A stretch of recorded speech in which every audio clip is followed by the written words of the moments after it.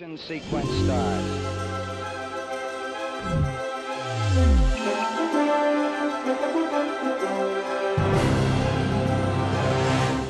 Good morning. Welcome to Mission Control Houston and the International Space Station Flight Control Room.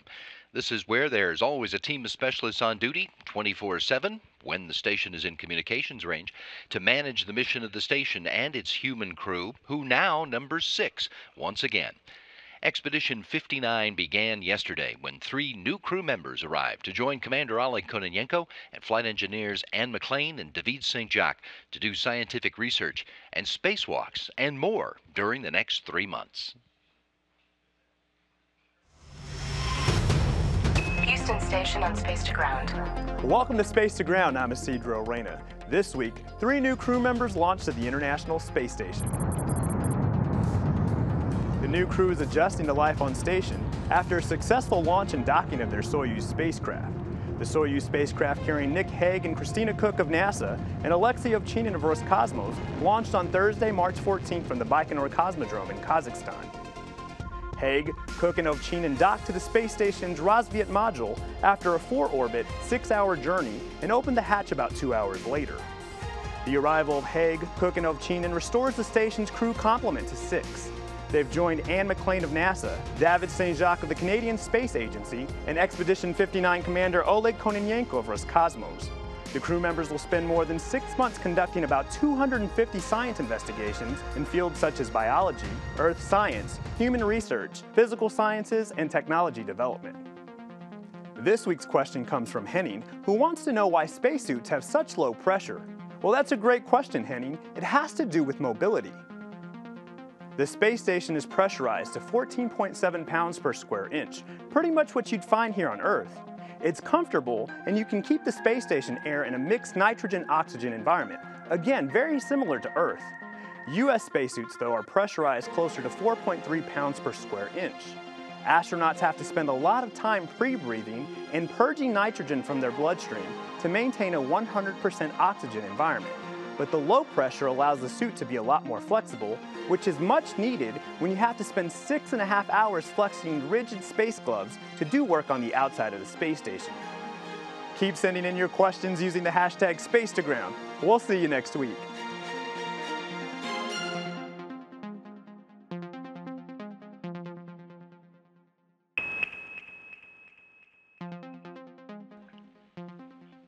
Now, let me ask you, do you think it's been a really busy last 5 months for you? It will take a minute to think about what that time has been like for new International Space Station flight engineer Nick Hague. He had expected to arrive on orbit back in October, but the Soyuz launch abort set him and Alexei Ovchinin on a new course to get to the space station. On October 11, 2018, after more than 2 years of preparation, NASA's Nick Hague and Alexei Ovchinin of Roscosmos suited up for their flight to the International Space Station. The Soyuz rocket lifted off from the Baikonur Cosmodrome in Kazakhstan, and the climb to orbit went perfectly for the first 2 minutes, until one of the Soyuz rocket's strap-on boosters failed to properly separate from the rocket's first stage, triggering a launch abort. The spacecraft carrying Hague and Ovchinin pulled free from the first stage and flew on a ballistic trajectory that touched the edge of space before floating under parachutes to a safe landing on the steppe of Kazakhstan. A short time later, Hague and Ovchinin were picked up by Russian search and recovery teams, then flown back to Baikonur for a reunion with their families and greetings from NASA Administrator Jim Bridenstine and the head of Roscosmos, Dmitry Rogozin, who promised the men they would be assigned to another Soyuz flight to the station. In December, the station partnership announced that Hague and Ovchinin would fly in March 2019, this time joined by NASA's Christina Koch to become a part of Expeditions 59 and 60. A few weeks ago, Hague, Koch, and Ovchinin wrapped up their work at the Gagarin Cosmonaut Training Center in Star City, Russia, and passed their final exams, then left for Baikonur and final preparations for their launch on a 6.5-month mission to the International Space Station. Now, you already know that this is Nick Hague's second spaceflight. You also probably know he's a colonel in the U.S. Air Force and an astronautical engineer by training. But that just scratches the surface. Here's the inside story on his favorite science fiction, his food craves, and the physical training that got him in shape to squeeze into a Soyuz spacecraft.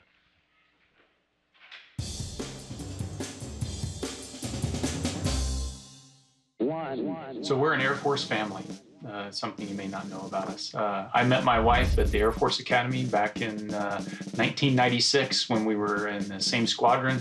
I was from Kansas, she was from New York City. We never would have crossed paths hadn't been for the Air Force Academy. So a question I get all the time is, are you a Star Trek fan or a Star Wars fan? But rarely does anybody ask me about Doctor Who. And that's a show that I grew up watching on PBS when I was young, and it got me hooked into sci-fi, and I think that's one of the reasons why I enjoy any type of sci-fi movie. So Doctor Who was a staple when I was growing up. Something that my wife introduced me to was yoga. And so we're regular practitioners of yoga. And I got to tell you, I am extremely thankful that she got me hooked, because being crammed up inside the descent module of the Soyuz capsule with your knees in your chest for hours on end is a lot easier after putting yourself through a few hours of torture doing yoga.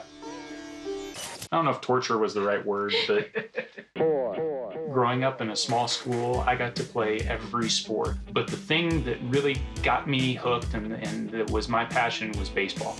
I was a pitcher, and so one of the things I did when I got to the Air Force Academy was walk on to the baseball team. And I played for a couple years there on the junior varsity team, and then got a chance to throw an inning at the varsity level. And then after that, they decided that my hobby was not going to go anywhere, and I got cut. So everybody has their individual tastes. When it comes to food, it's peanut butter and chocolate for me. That's an addiction I have. Who doesn't love a bowl of peanut butter and chocolate ice cream? The other thing that I really enjoy is crushed red pepper and garlic. If you put garlic on anything, it makes it taste better. So those are the things I crave when it comes to food.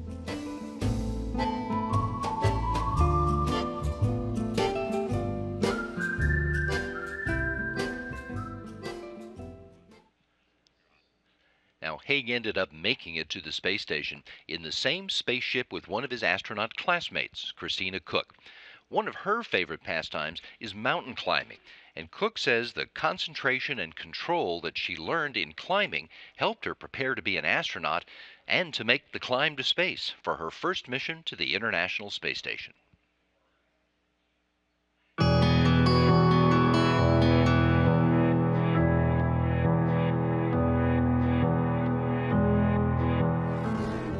I first got involved in rock climbing actually in college. My college, North Carolina State University, offered rock climbing as a PE class. So it sounded really exciting, maybe a way to kind of get outside and have a little adventure.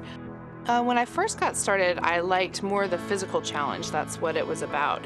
And as I kind of advanced in the hobby and got more technical, I found that I really liked other aspects of it, like the equipment, the gear, the physics of the system that you have to use, and also the partnership aspect of it. It's really like a team, because when you get into some of the higher levels of climbing and different types of more technical climbing, you really rely on your climbing partner. We train for spacewalks in a giant pool that's called the NBL, which stands for Neutral Buoyancy Lab. And it's a pool that's large enough to fit a full-scale mock-up of the International Space Station. So in that, we simulate everything like we would on a real AVA, including egressing out of the airlock, your safety tethers, and your local tethers that you would work when you're at a work site performing the job. So all of that is just very similar to the concepts of rock climbing. So during my astronaut interview, the most memorable question that I had from the interview committee came from Peggy Whitson, who, as you know, is a famous astronaut for having the longest time in space. She's done many, many spacewalks. She's a hero of mine. And she looked at me and she said, "When you rock climb, have you ever been scared?" And I felt like she was seeing right to my soul when she asked that question. And I feel like the answer to that question was absolutely, I have been scared. And that's when I really kind of found the fact that turning that fear that you might be having into focus is so important. And I think that's what she was drawing on when she asked that question. So that was a pretty profound moment in my selection process. I'm Christina Koch, and I'm an astronaut.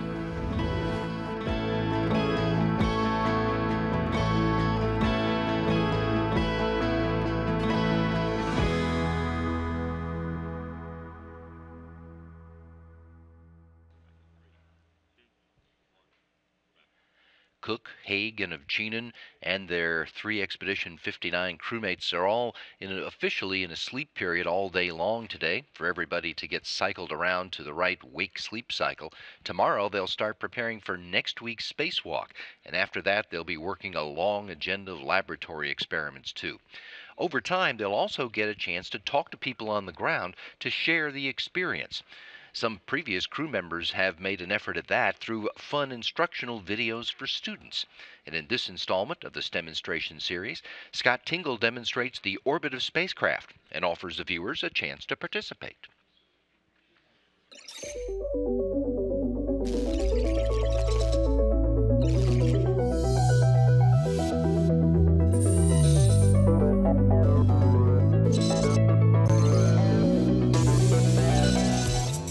Hello, my name is Scott Tingle, and I'm living and working on board the International Space Station. You know, I love my views from the cupola. It's our orbiting altitude of around 400 kilometers or 250 miles above the Earth's surface that gives us these unique perspectives. Let's explore how our ISS orbits work. Come on. First, I should explain, orbits are elliptical or oval in shape, with some being almost circular. Planets, comets, and moons have elliptical orbits. Spacecraft orbiting Earth, like the space station, are placed into a nearly circular orbit to keep a consistent altitude as they travel around the planet. Let's take a look at the Earth. It has a radius of 6,378 kilometers, and the station orbits about 400 kilometers above the surface at 8 kilometers per second. That's 17,500 miles per hour. See if you can use these values to calculate how far and how long we travel in one orbit around the Earth. All of this information and more activities related to orbits are available in the accompanying lesson plan at nasa.gov/STEM on station. Answers coming in. 4, 3, 2, 1. The answers to the questions, by the way, are approximately 42,600 kilometers and 90 minutes. And due to our altitude on orbit, we have our very unique and awesome view of the Earth. Thanks for exploring with me today. I'm going to send you back to Earth now so you can start your challenge on orbits. See you again soon.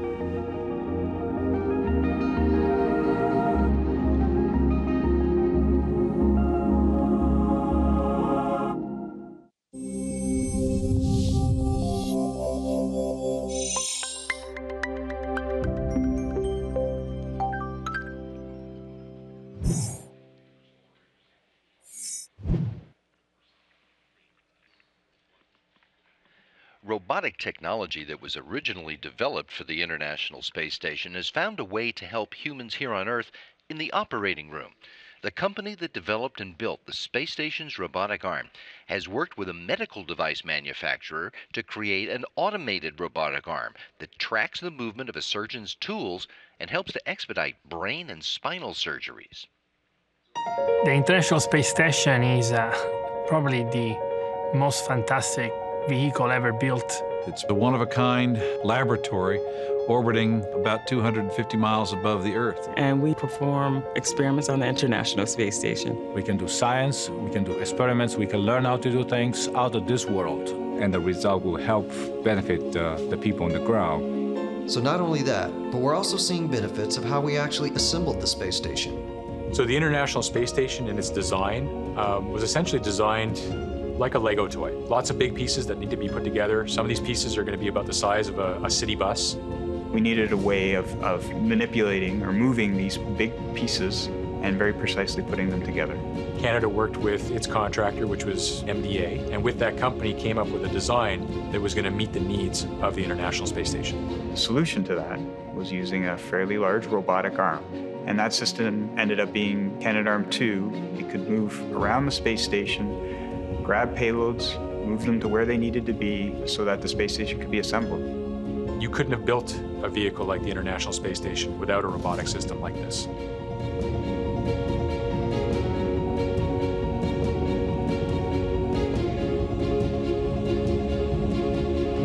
And that was when we started talking to Synaptive Medical. Knowing that MDA has done this before in space, we thought it would be very easy for them to bring that experience and that technology into the neurosurgical area and help us with our medical robotics. We worked with MDA to create Drive. Drive is a robot mounted onto a base that holds a surgical camera that can be automatically positioned to any surgical instrument that's tracked by our system. What this arm does, it follows you and it tracks you, so it speeds up efficiency. Ultimately, using the Drive system allows the surgeon to have shorter surgical times, which means shorter recovery times for the patient, and ultimately that's better for the hospital and the patient. But what the robot does for us is that it allows us to do it safer. You can do it better with less harm to the patient. The software that runs on the Drive system is directly derived from the software that runs the Canadarm2 on the International Space Station. Those robotics work with and alongside an astronaut to enhance what they do. So that connection is a very direct and real one. Right now, it's probably the most used system that we could say is derived from the things we did on the space station, and we're pretty proud of that. And I've seen the arm before, we've seen it on the space station, but, I never put the two and two together that I'd have the same arm in the OR at some time now.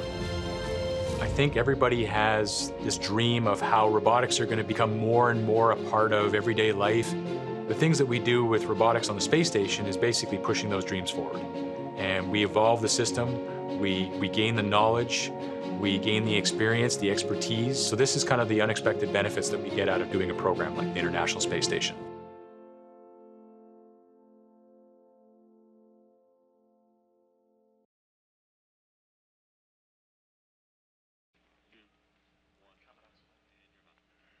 The International Space Station has given us 20 years of scientific knowledge and a platform to test and perfect a whole new fleet of vehicles. The knowledge we continue to gain from this orbiting laboratory is vital to our future in space. The International Space Station, a football field-sized, million-pound laboratory flying around planet Earth at 17,500 miles per hour. It's our home in low Earth orbit and the bridge to exploring the far reaches of our solar system. A place to learn what it takes to live, to work, to thrive in space. Thanks to space agencies representing more than a dozen countries around the world, it went from the drawing board to liftoff when the first piece flew into space in 1998. That kicked off over a decade of construction, hauling the station to orbit piece by piece on NASA's space shuttle and Russian rockets. And after the first crew arrived in November 2000, we started an unbroken streak of humans living and working in space. Building on the legacy of past outposts like Skylab and Mir, the International Space Station became the training ground for humanity's next great journeys. Learning how to live in space for extreme periods of time, building and perfecting the technologies necessary to travel to our neighbors in the solar system. It gave us a place right on our doorstep to prepare for the next giant leap into the unknown. And thanks to the station, a new era in outer space is unfolding. What was once the domain of only nations and governments is now populated by a growing space fleet from American industry. Private spacecraft to fly cargo and crew members, new habitats and technologies for future space missions, and an open door for companies, research institutions, and even students around the world to do research in space that have never had the opportunity before. All laying the foundation for a robust economy in space. There have been thousands of experiments, hundreds of spacewalks, endless hours of challenges and successes, all done by humans hailing from countries around the globe. The International Space Station is what we can achieve as a planet when we come together to do the things that are hard. And the work isn't slowing down. Because we're ready for the next giant leap. Because we're ready to go farther. Because what we do and learn along the way is for the benefit of all of humankind.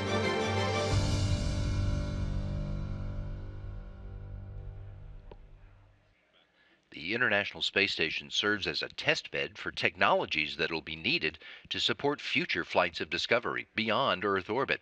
And that includes the systems that will be needed to complete technical tasks and the systems that will be needed to make sure that the human explorers can survive in the harsh conditions of deep space.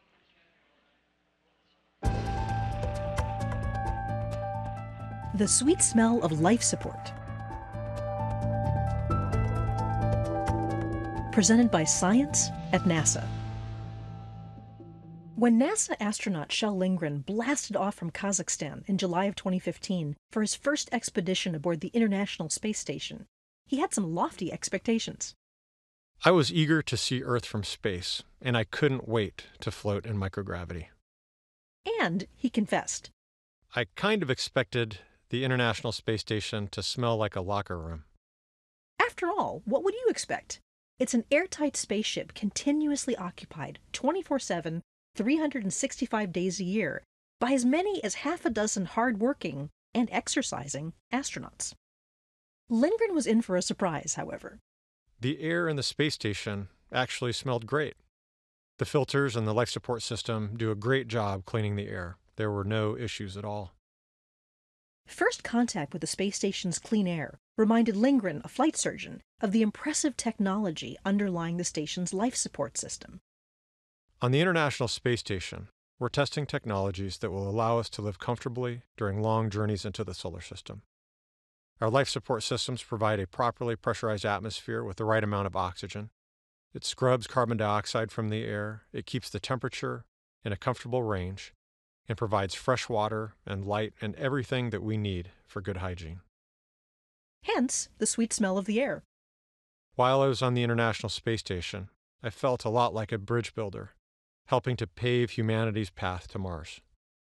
As mission planners look toward the red planet, we are definitely evolving from the lessons learned on ISS, says Molly Anderson, a principal technologist at NASA. We want to increase the level of recycling wastes beyond what we do on the station now. Our ISS water system can recycle about 93% of the wastewater back to clean water. The leftover fluid is referred to as brine, and we're flying a demonstration technology on station soon that will recover most of that water too.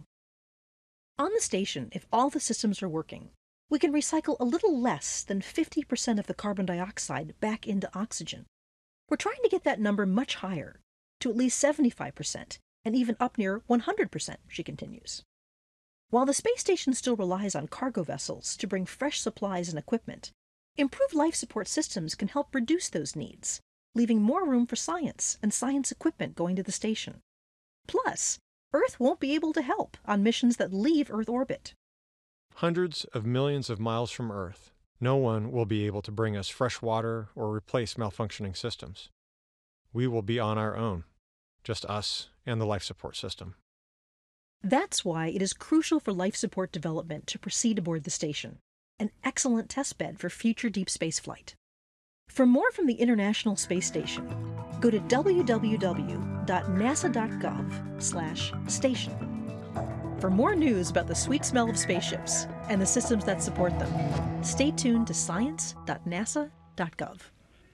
A big part of the mission of the International Space Station is to get people ready to go beyond Earth orbit in the years to come. Around the world, during late 2018 and so far this year, NASA's Orion, Space Launch System, and Exploration Ground Systems programs have made huge strides in developing and building the spacecraft, the rocket, and the infrastructure necessary to send humans to deep space destinations, including the moon and beyond. Have a look.